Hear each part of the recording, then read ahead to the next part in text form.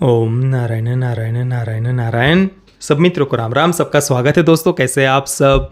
तो दोस्तों आज 5 सितंबर गुरुवार को Tamil action thriller film the greatest of all time the GOAT theatre में रिलीज हुई है। इसे एक्शन थ्रिलर के साथ में spy thriller, espionage thriller, action comedy, family drama वगैरह वगैरह भी कह सकते हैं।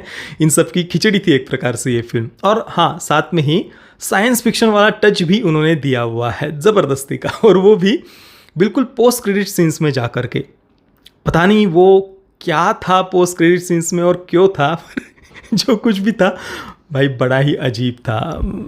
वो अजीब था वो तो एक अलग बात है, पर उसको देख करके इतना तो पता चल रहा था कि इसका शायद वो अगला पार्ट भी लाने के बारे में सोच रहे हैं। तो भाई सीरियसली मतलब इसके मेकर्स की तो हिम्मत की दाद देनी पड़ेगी कि इतनी घटिया चीज़ बनने के बाद भी वो अभी इसका अगला पार्ट लाने के बारे में भी सोच रहे हैं। सीरियसली 3 घंटे और 3 मिनट का टॉर्चर थी ये फिल्म। अगर एक लाइन में इसका रिव्यू करना हो ना तो ऐसा, मतलब क्या कहूँ, हाँ, अगर लॉजिक और कॉमन सेंस ये दोनों चुल्लू भर पानी में डूबकर अपनी जान दे दे तो उसके बाद शायद ऐसा कुछ बनता होगा। सीरियसली पूरी फिल्म में हर एक सीन देखते समय आप अंदर से यही सोचेंगे कि भाई कोई सेंस था इस बात का, मतलब कुछ तो भाई सेंसिबल वे में बात को सामने रखो।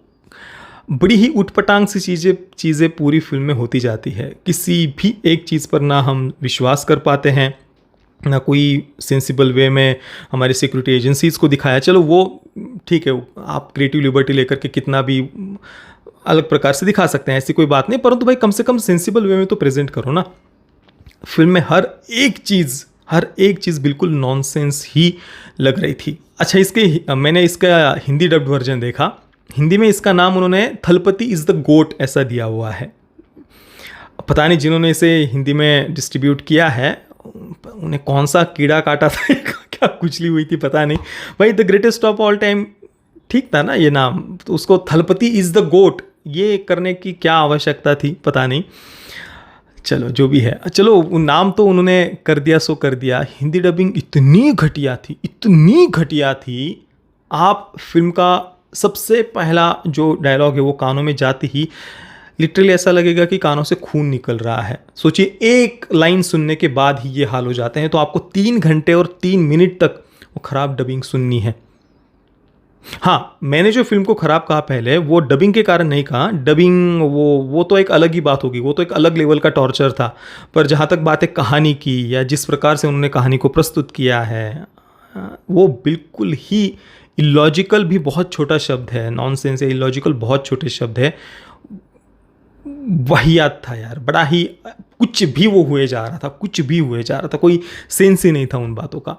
जो कॉमेडी भी उन्होंने ज़बरदस्ती डालने का प्रयास किया है, योगी बाबू उनके साथ में, या फिर थोड़ा जो फैमिली में भी विजय और उनकी पत्नी के बीच में, विजय का जो कैरेक्टर है और उनकी पत्नी के बीच में जो नोकझोंक वगैरह दिखाई है, बड़ा ही क्रिंज फील हो रहा था वो सब कुछ देखने के बाद में।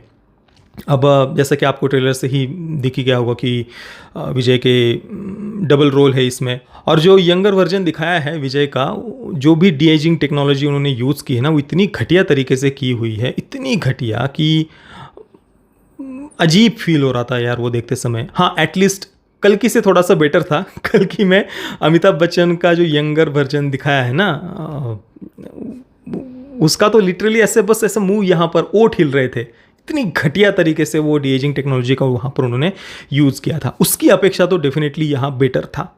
हालांकि शुरुआत में ही ट्रेन के अंदर एक एक्शन सीक्वेंस उन्होंने दिखाई है, वहाँ पर भी विजय का ही एक रूप वो दिखा रहे हैं। भाई मेकअप कर लेते ना, उन्होंने मेकअप करना छोड़कर कुछ सीजीआई से वो चेहरा क्रिएट किया हुआ है। यार थोड़ा मेहनत करके मेकअप कर लेते, वो इतना फेक लग रहा था, शुरुआत में ही इतना फेक लग रहा था ना, नहीं देखा जा रहा था वो। तो इसी प्रकार से पूरी फिल्म में बहुत ही घटिया सीजीआई का यूज़ देखने को मिलता है। एक्शन सीक्वेंसेस भी ज़्यादातर जगहों पर जो ग्रीन स्क्रीन पर उन्होंने शूट किए हुए हैं वो इतने फेक लगते हैं कि पूछिए मत। और कहानी की बात करें तो एक स्पाई थ्रिलर फिल्मों में जो कुछ भी एक बेसिक कहानी होती है कि भाई एक स्पेशल एजेंट होता है, कई वर्षों पहले वो काफ़ी एक्टिव था, फील्ड एजेंट था, और उसके बाद कुछ उसके जीवन में हो जाता है, फिर वो दूसरा कोई छोटा मोटा डेस्क जॉब करने लगता है। फील्ड पर अभी वो नहीं है, एक प्रकार से रिटायर हो जाता है, ऐसा समझ लीजिए।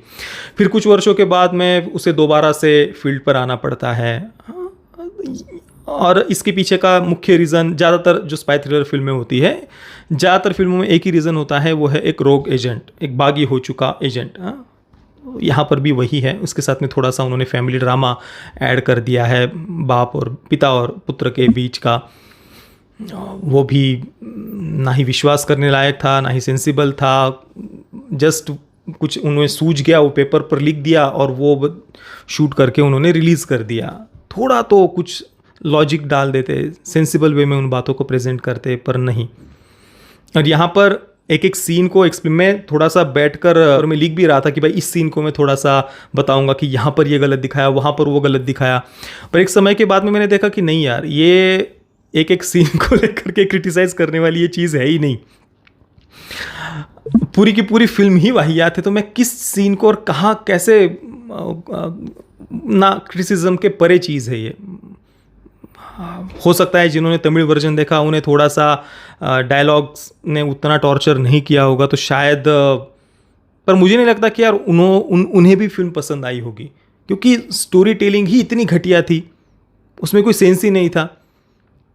बाकी वो हिंदी डबिंग वगैरह तो वो एक अलग ही टॉर्चर है। वो आप देखना, अभी पता नहीं थिएटर में आप देखेंगे या नहीं, पर जब भी हिंदी वर्जन इसका आप देखेंगे ना भाई, आप पूरे राष्ट्रीय स्तर पर फिल्म रिलीज़ कर रहे हैं थिएटर में। ऐसा नहीं कि आप यूट्यूब पर ही जस्ट आपको रिलीज़ कर देना है तो ऐसे ही ऊपर ऊपर से डबिंग कर दी, नहीं। आप थिएटर में राष्ट्रीय स्तर पर रिलीज़ कर रहे हैं तो प्रॉपर डबिंग डाल देते, कर देते, पर नहीं, कोई मेहनत उन्होंने ली ही नहीं है। और शायद वो सीरियस भी नहीं थे हिंदी वर्जन को लेकर के। पिछली बार लियो के समय भी जो बड़े मल्टीप्लेक्स चेन से उन्होंने लियो को रिलीज़ नहीं किया था। लियो अच्छी फिल्म थी, मुझे भी पसंद आई थी। आप अभी भी हमारा लियो का रिव्यू देखिए। तब मैंने कहा भी था कि भाई लियो रिलीज़ ना करके बड़े मल्टीप्लेक्स चेन अपना नुकसान कर रहे हैं। जो उस समय हमने देखा भी ठीक ठाक कलेक्शन किया था, और बड़े मल्टीप्लेक्स चेन में अगर होती लियो रिलीज़ तो और भी ज़्यादा वो अच्छा कलेक्शन करती। इस बार मैं कहूँगा कि ठीक ही हुआ बड़े मल्टीप्लेक्स चेन ने इसे रिलीज़ नहीं किया, क्योंकि फिल्म सच में घटिया है। वो जिस भी कारण से उन्होंने नहीं किया होगा, 4 हफ्ते 6 हफ्ते का शायद उनका कुछ रूल है, उससे पहले अगर OTT पर आ जाती तो वो थिएटर में रिलीज़ नहीं करते, ऐसा कुछ है, या पता नहीं क्या रीज़न है, किस कारण से उन्होंने हिंदी में नहीं किया। बाकी तो छोटे जो मल्टीप्लेक्स है या सिंगल स्क्रीन थिएटर्स है, वहाँ पर थोड़े बहुत स्क्रीन्स के साथ में ये फिल्म रिलीज़ हुई है।